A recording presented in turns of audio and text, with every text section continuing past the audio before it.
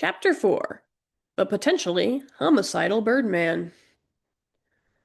The very first thing Polly did when he had come down the hill was snatch the few blackberries out of Philothea's hand and pop them in his mouth. It became immediately clear to her that pretending the man's behavior was normal was going to take heroic effort. Polly, she started, what did you mean about you being a bird? I am a bird, Polly confirmed with a nod. Kiki made me a man to hide the baby. Then at once, Polly started impersonating a woman's voice. He did so with stunning accuracy. Zeno is coming, Polly! Hide the baby! Hide the baby! Find a temple, Polly! Run, Polly, run! Listening to his impersonation made Philothea's stomach turn. It was deeply unsettling, and not just because it was coming from the mouth of a person who clearly shouldn't have had such a pretty voice. Polly dropped his impression before adding, Then I had arms to hold the baby. I was a man. I hid the baby because I am a good bird. I will get a grape. Zoe was rubbing the bridge of her nose between her thumb and forefinger. So, just to be sure I understand this, she started, you were a bird and this Kiki turned you into a man so you could hide a baby. I was a little bird, Polly stated, as if that would explain everything. Now the baby will make me a bird again. I want to be a bird. He looked at Philothea expectantly.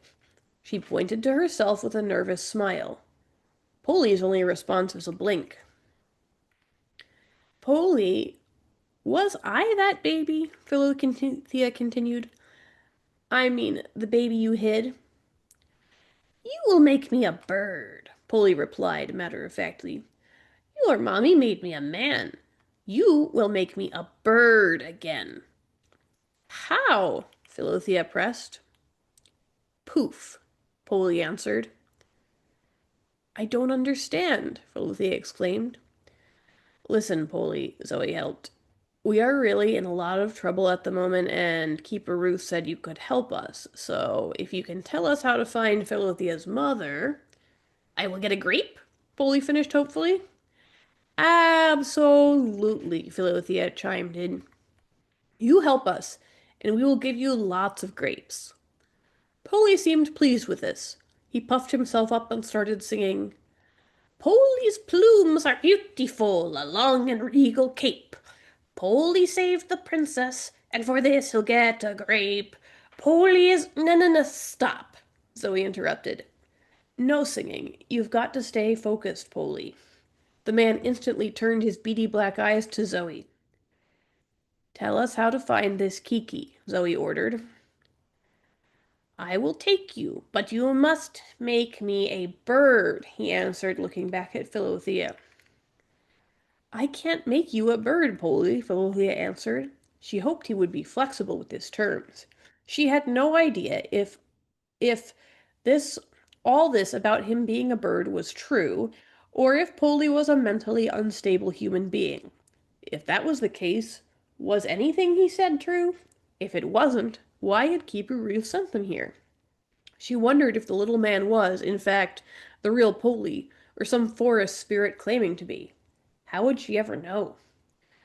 You can make me a bird, Polly stated. He suddenly started heading back up the hill toward his cave, motioning for them to follow. Philothea started after him, but Zoe caught her shoulder. You aren't really thinking of following him, are you? Zoe, I think, Philothea started. I think this is actually Polly. Yeah, no, Zoe stated. This crazy bird man isn't Polly. Philothea grinned nervously. She didn't want to argue with Zoe, but something very strong was tugging on her heart. He says he left the baby at a temple, Philothea explained. Look, I know he's crazy, but this must be the Polly Keeper Ruth wanted us to find. Zoe had no answer. She dropped her gaze to the ground thoughtfully. I'm going, Philothea stated, continuing after Polly. Fine, Zoe sighed. Just Be prepared to hit him with something and run, okay? She stooped down and picked up a thick tree branch. Philothea did the same, though if the little man did attack, she wasn't sure she'd have the nerve to hit him. She hated the idea of hurting anyone, even a potentially homicidal birdman. As Polly scrambled up the hillside, he started singing a song with a different tune.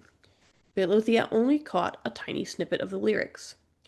A precious little child will destroy this king so cruel. The power that she will employ will prove Zeno a fool. They followed him to his little cave. Littered across the floor was a strange assortment of items. Old pots, nails, bent tools, and other broken oddities. Philothea noticed a basket of bread in the corner and felt her stomach rumble. Polly stooped down and pulled something out of one of the pots, then took Philothea's hand and placed it in her palm. It was a seal with a gold K right in the center. Make me a bird, Polly ordered. Philothea examined the ring.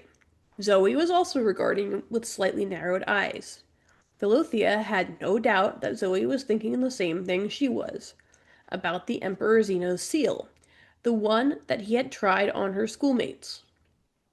Put it on, Zoe suggested. Philothea did so, and at once let out a yelp, for the very moment she slipped it on, a hum of energy burst through her hand and flowed down her arm. The power continued spreading, tingling through her until it touched every part of her body. For the first time in her life, Philothea couldn't make a sound. She just stood there, frozen, her mouth hanging open in awe, as if she was seeing the world for the very first time. You okay? Came Zoe's monotone voice. Was she? She inhaled sharply and looked down at her feet. She wasn't levitating, which was a relief. Not glowing either, as far as she could tell. Philothea? Zoe, who was studying her with those intense dark eyes of hers, looking as close to concerned as she ever came to looking anything. I'm fine, Philothea mumbled, just... How could she explain it to Zoe when she didn't understand it herself? It was like she had just unlocked a sixth sense. She felt like she wanted to, or needed to do something. But what? Make me a bird, Polly repeated. She looked at him. Strange as it was, she felt like she could actually do it. It would be simple. Second nature, really. She held up her right hand in front of Polly and, trembling with power, she exclaimed, You are a bird! Nothing happened. Polly looked down at himself and back at her. I am not, he pointed out. Philothea thought for a minute and then thrust her index finger at him. Be a bird, she exclaimed. I am not a bird, Polly repeated, frowning deeply. Make me a bird! Philothea grinned nervously and chomped down on her lower lip. She furrowed her brow, thrust her finger at him, and cried, Be a bird! Polly looked down again, and then started rocking back and forth on his heels in frustration. Why won't you make me a bird? He growled.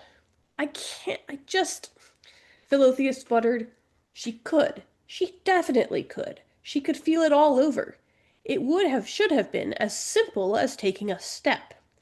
Again and again and again she tried using different gestures and different words, but nothing seemed to work. Polly was growing increasingly irritated with each failed attempt, and Philothea increasingly flustered. Look, Polly, Zoe said finally, I don't think this is going to work. He turned his livid little eyes toward her and screeched, It will work!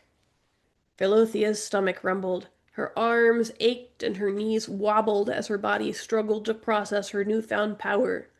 She was restless and tingly all over, and after yelling variations of, Be a bird, over and over again, she also felt ridiculous. Despite her exhaustion, it was Polly she felt sorry for. While his irritated exclamations were wearing on her, she knew they were just the result of desperation. She didn't care if he was actually a bird, or a human in bird form, or just a very confused human. She longed to be, to the very depths of her being, for him to be, whatever the Holy Creator intended him to be. And with that deep and honest longing came a loud poof.